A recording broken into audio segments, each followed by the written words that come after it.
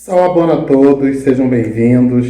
Que essa semana vocês tenham sido de muitas realizações, muitas conquistas e muita força para continuarmos a enfrentar esse período de pandemia que ainda está assolando aí a humanidade.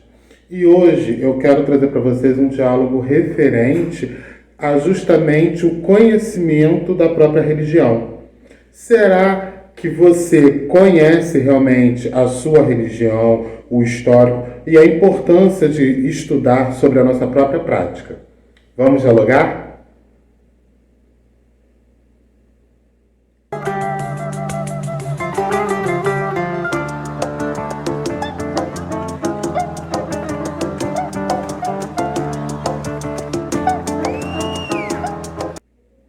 Salve a todos.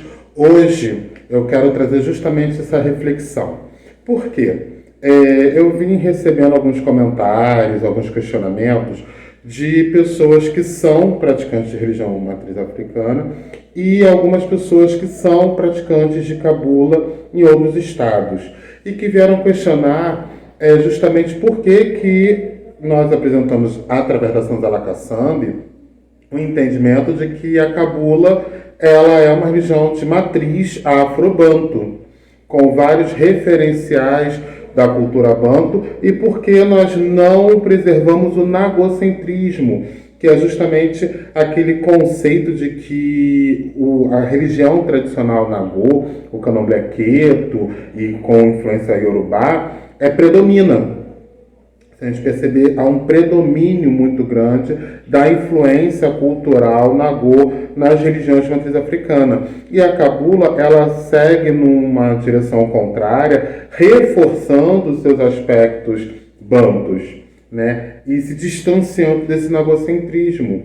E a prática que elas seguem, tem uma característica mais nagocêntrica. E a partir desses questionamentos, eu conversando, trocando com essas pessoas, eu comecei a refletir o seguinte: será que vocês estão conhecendo a fundo a religião de vocês? Por que eu trago esse questionamento? Uma preocupação muito grande que eu sempre percebi desde o meu início dentro da cabula, e que foi uma característica dos meus antecessores, né, e é uma característica que eu procuro preservar junto aos membros atuais da família religiosa, é que nós precisamos entender da onde vem a nossa tradição. Por que nós seguimos tal liturgia, historicamente da onde veio, por que nós temos tal conceito, baseado em que tradição, qual é a origem histórica, qual é o embasamento disso, né? Nós não temos aquela coisa do veio pela direção do vento, não. Nós temos muito aquela coisa do embasamento histórico. E justamente temos toda uma linhagem muito clara que nos conecta aos heróis fundadores da cabula no Espírito Santo, que são os fundadores e os responsáveis por disseminar a cabula na região sudeste, né? E justamente a preservação, que é a família a qual eu faço parte, teve muito grande de manter o mais próximo possível da raiz.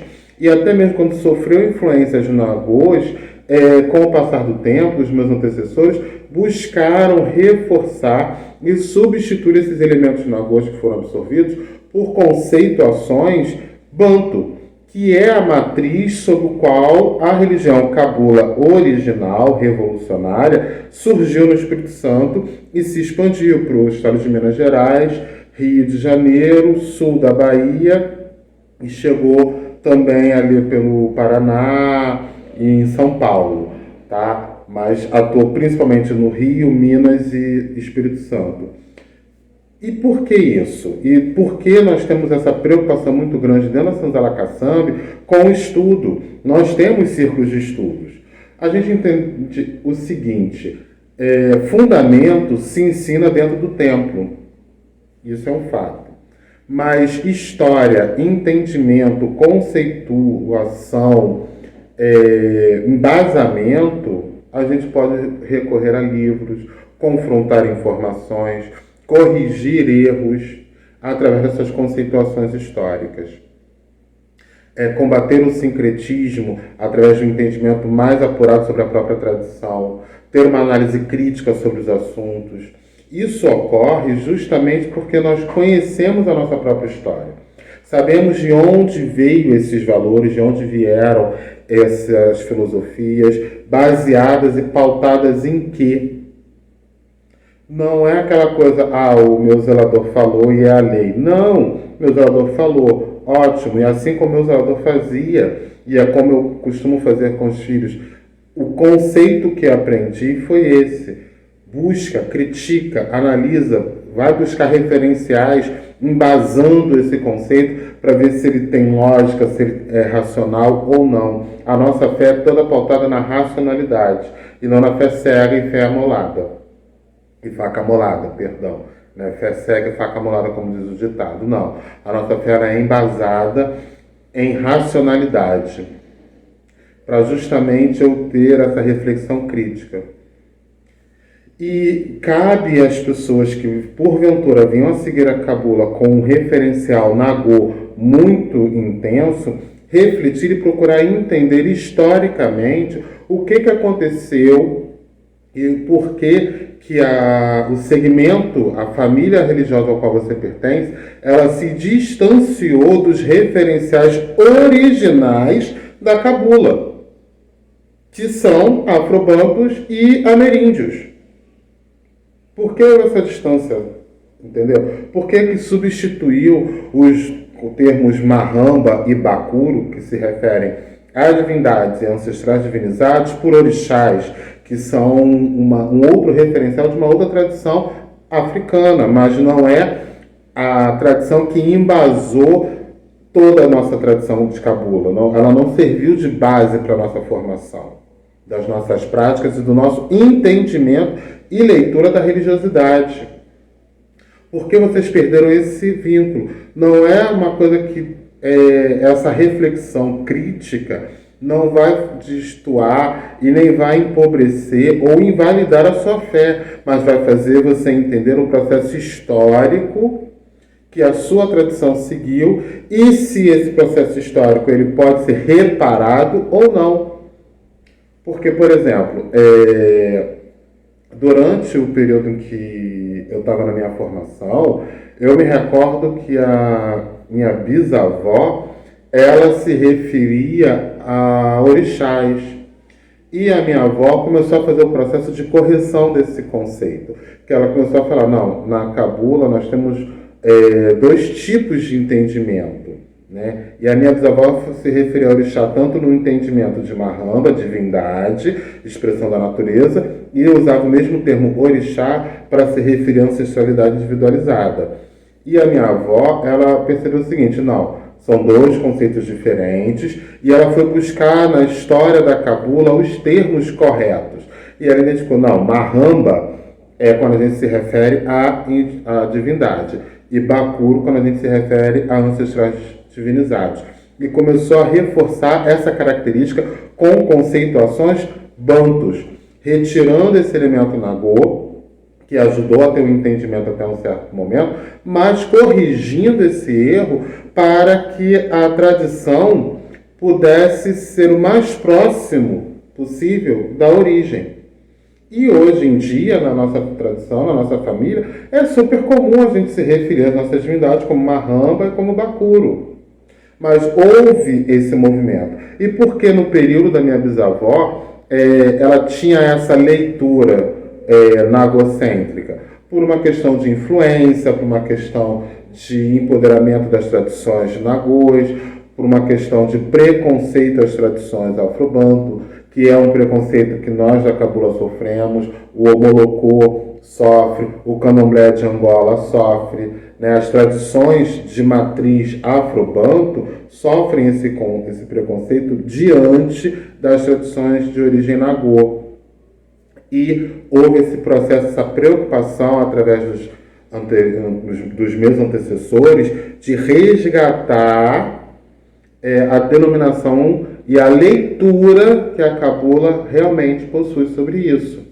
E essa leitura, esse entendimento, essa compreensão, essa correção foi contribuindo para que a família religiosa da Cabula, da Sanzala Kassab, ela se mantivesse mais próximo da prática original do Espírito Santo. Não foi preciso criar mitos de origem. A história já narra. A história fala sobre Benedito Meia Légua, a história fala sobre Viriato Canção de Fogo. Eu não preciso inventar uma origem, um mito de origem. Não existe essa invenção. Existem já relatos históricos sobre os heróis fundadores da Cabula. Constança de Angola, Negro Rogério, Silvestre Nagô. Existem essas presenças já historicamente registradas. E nós sempre buscamos muito preservar a nossa realidade histórica. Até mesmo como forma de resistência dessa forma de praticar a religião de matriz africana. Então, é muito comum, quando a gente dialoga com uma família de uma cabulista, né, uma família de cabula, de uma outra linhagem, eles se chocarem com o fato de que na Sanzala Kassab nós temos muita presença da cultura afrobanto, nós reduzimos ao máximo possível os referenciais nagocêntricos, porque nós procuramos preservar a nossa tradição.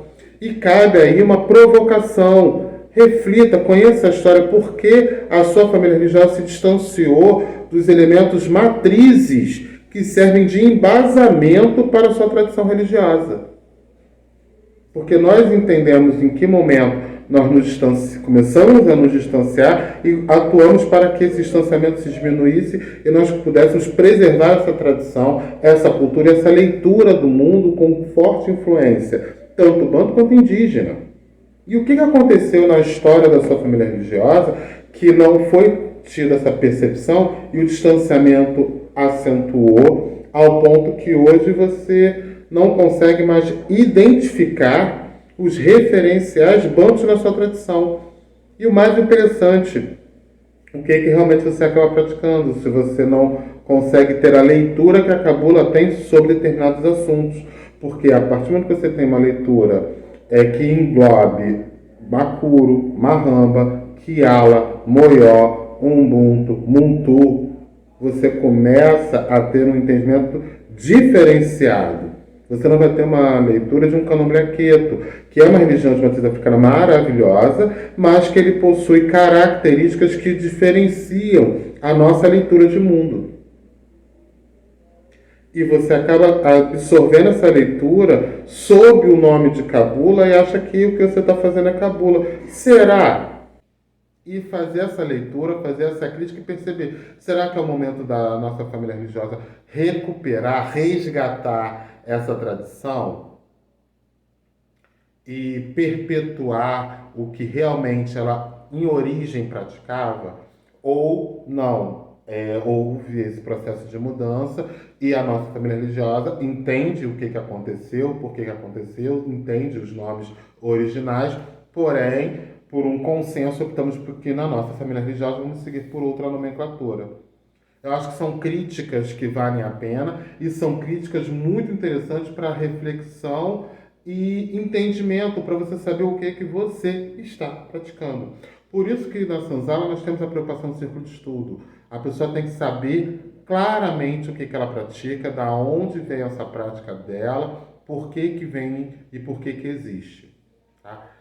Esse é o diálogo de hoje. Ele foi provocado por causa dos diálogos que eu tive com as pessoas que assistem ao canal e achei muito bacana, me fez refletir, me fez questionar o que diferencia a Sanzala Kassab de outras famílias religiosas praticantes da Cabula, e daí a gente conseguir ampliar mais esse diálogo e reforçar. Então, quero que vocês, principalmente os membros de outras famílias religiosas praticantes da Cabula, levem esse diálogo, debatam, reflitam, discutam, e vocês também tragam as experiências de vocês. Você conhece com profundidade a sua tradição religiosa? Você conhece a história, a formação, como se formou, por que aquela liturgia praticada, baseada em qual referencial africano essa liturgia praticada, o que é, se você segue um candomblé de tradição nagô, o que é Nagô, de qual etnia, de qual cidade aquela ritualística se origina. Você é praticante da Umbanda, que possui muitos referenciais de Nagôs. O que é de referencial Nagô, o que é referencial Banto dentro da tradição da Umbanda, do Omolocô. Eu acho que vale muito a pena essa reflexão, esse diálogo, esse entendimento por essa perspectiva sobre a nossa religiosidade, tá? Muito obrigado pela atenção de todos vocês. Até semana que vem a gente volta aí para dialogar mais um pouco. Mandem seus comentários, compartilhem, discutam, tá? Que eu acho que isso é muito enriquecedor. E agradeço um outro detalhe. Nós chegamos a 100 seguidores. É uma marca pequena? É, mas para nós é muito importante saber que 100 pessoas estão compartilhando, comentando, dialogando e discutindo conosco os temas referentes a Cabula. Então, para nós é muito significativo termos essas 100 pessoas e esperamos que com a sua colaboração a gente chegue a mais pessoas e possa expandir mais o entendimento dessa filosofia. Muito obrigado pela atenção de todos. Até semana que vem. E não se esqueçam que intolerância se combate com conhecimento.